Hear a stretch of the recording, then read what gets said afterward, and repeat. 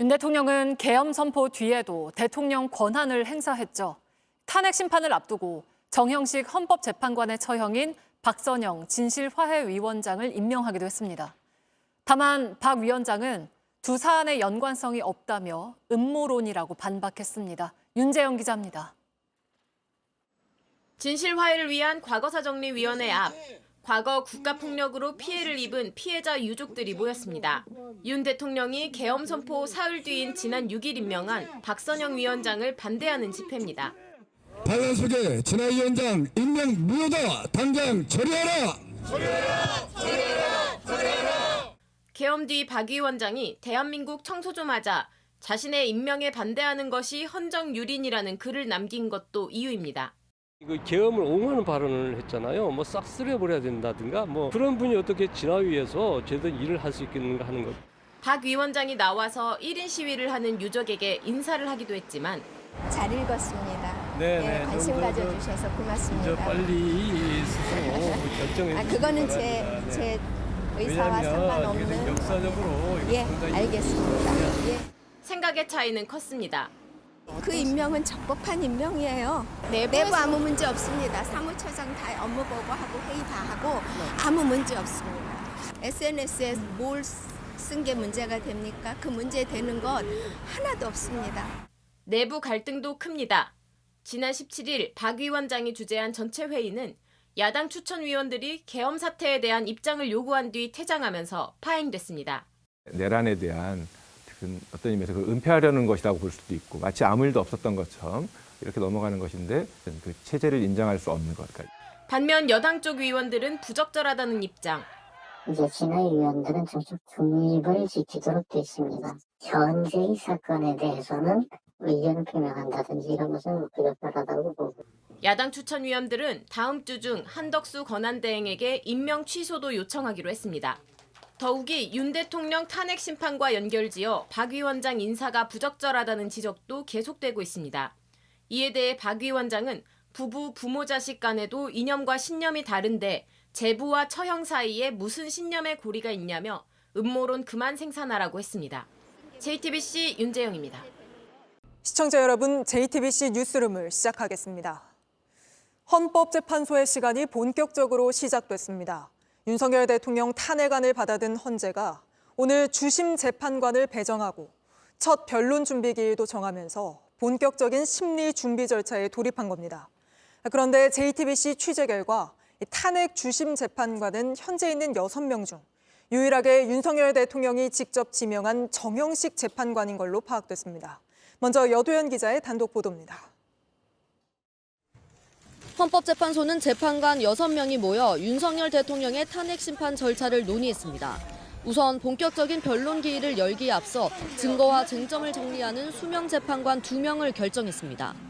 1. 변론 준비 절차에 회부하고 수명 재판관으로 이미선 정형식 재판관을 지정한다. 2. 선임 헌법연구관을 팀장으로 한 헌법연구관 TF를 구성하였다. JTBC 취재 결과 수명 재판관 중 한 명인 정형식 재판관이 윤석열 대통령의 탄핵 심판의 주심을 맡은 것으로 파악됐습니다. 정 재판관은 현재 6명의 재판관 가운데 유일하게 윤 대통령이 지명한 재판관입니다.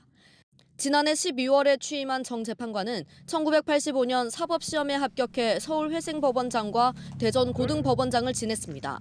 윤 대통령은 지난 6일 정 재판관의 처형인 박선영 전 의원을 진실화해위원회 위원장으로 임명하기도 했습니다. 국회에 1차 탄핵안 표결이 있기 바로 전날입니다. 주심은 문형배 헌재소장 권한대행을 제외한 재판관을 놓고 컴퓨터에 의한 무작위 추천 방식으로 정해졌습니다.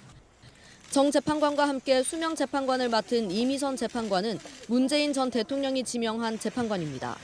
수명 재판관은 해당 심판의 준비 절차와 증거조사 등을 맡게 되는데 윤 대통령과 문 대통령이 각각 지명한 두 재판관이 탄핵 심판을 관장하게 된 겁니다.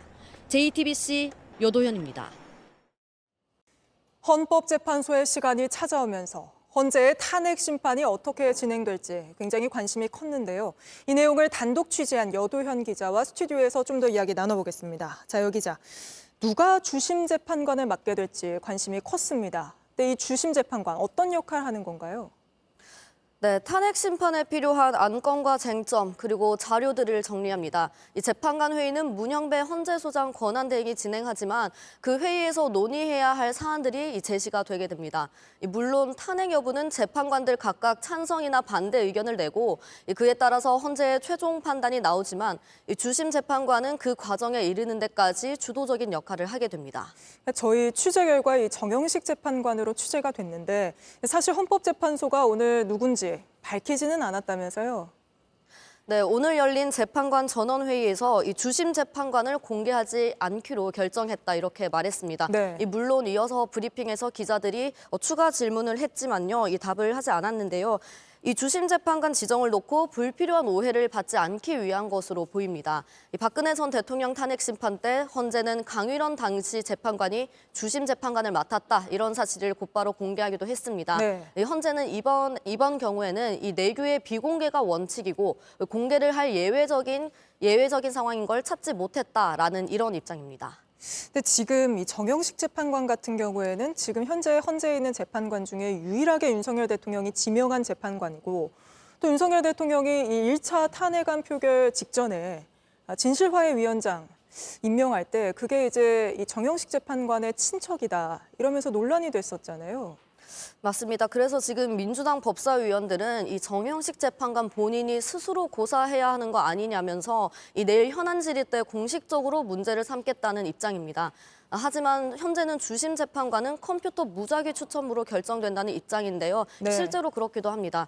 문영배 헌재소장 권한대행은 직접 변론기일은 재판장 주재하에 재판관 전원의 평에 따라 진행되기 때문에 이 주심 재판관이 누구냐는 재판의 속도나 이 방향에 영향을 미치지 못한다는 입장을 내기도 했습니다. 네.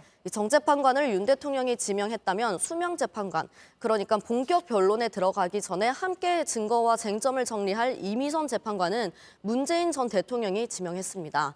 이 정 재판관이 보수적인 판결을 해왔다는 평가를 받는 반면 이 재판관은 진보 성향 재판관으로 분류되는데요. 네. 현재 헌재가 재판관 6인 체제고 또 윤 대통령 탄핵을 위해선 6명의 찬성이 필요하기 때문에 한 명만 반대하면 탄핵이 기각되는 것 아니냐 이런 분석이 있었습니다. 이와 함께 야당은 국회 추천 몫인 재판관 후보자 3명의 인사청문회를 다음 주쯤 진행해서 이 신속하게 9인 체제를 만들겠다는 계획입니다. 알겠습니다. 여도현 기자 이야기 여기까지 들어보겠습니다.